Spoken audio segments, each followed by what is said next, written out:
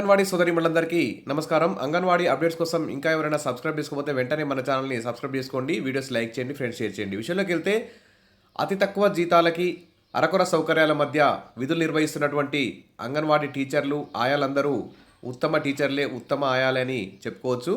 అయితే ఎవరో ఒకరైతే మరి అత్యుత్తమ సేవలు అందించిన వారిగా గుర్తింపు అయితే పొందుతారు.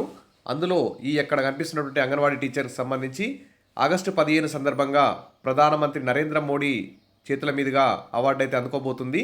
ఈ ఈ విషయానికి సంబంధించి ఇక్కడ న్యూస్ అయితే చూద్దాం. అంగన్వాడీ వర్కర్కి అరుదైన అవకాశం, ప్రధాని మోదీ చేతుల మీదుగా అవార్డు. ఎందుకంటే అనంతపురం జిల్లాలోని నేతాజీ కాలనీ అంగన్వాడీ కేంద్రంలో పనిచేస్తున్న అంగన్వాడీ టీచర్ నిర్మలకు అరుదైన అవకాశం దక్కింది. న్యూఢిల్లీలో ఈ నెల ఆగస్టు 15న జరిగే స్వాతంత్ర దినోత్సవ వేడుకల్లో ఆమె పాల్గొననున్నారు. పోషణ్ అభియాన్ కార్యక్రమం అమల్లో దేశంలోనే ఆంధ్రప్రదేశ్ రాష్ట్రం 3వ స్థానంలో ఉంది. ఇందులో భాగంగా ప్రతి జిల్లా నుంచి ఉత్తమ కార్యకర్తలను ఎంపిక చేశారు. అనంతపురం నుంచి నిర్మల అనే అంగన్వాడీ టీచర్కు ఈ అవకాశం దక్కింది. ఢిల్లీ వేడుకలకు ప్రత్యేక ఆహ్వానితులుగా హాజరు కావాలని కేంద్ర ప్రభుత్వం నుంచి ఆమెకు ఆహ్వానం అందినట్టు అధికారులు తెలిపారు. ఈ సందర్భంగా ప్రధాని మోదీ చేతుల మీదుగా అవార్డు మెమెంటోను ఆమె అందుకోనున్నారు.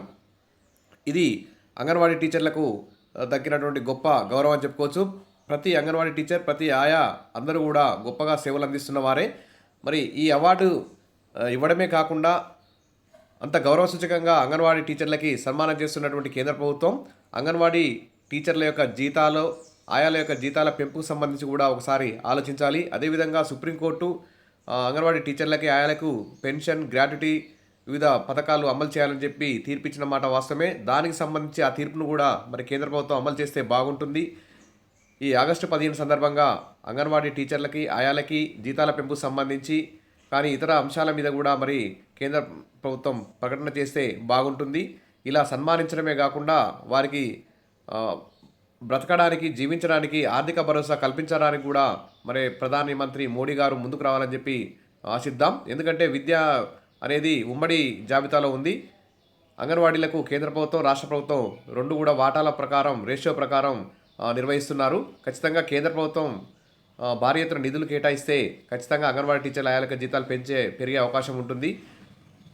ప్రభుత్వం ఈ దిశగా అడుగులు వేస్తుందని చెప్పి ఆశిద్దాం. Wish all the best. మరిన్ని అప్డేట్స్ కోసం మన ఛానల్ని సబ్స్క్రైబ్ చేసుకోండి, వీడియోస్ లైక్ చేయండి. Thank you.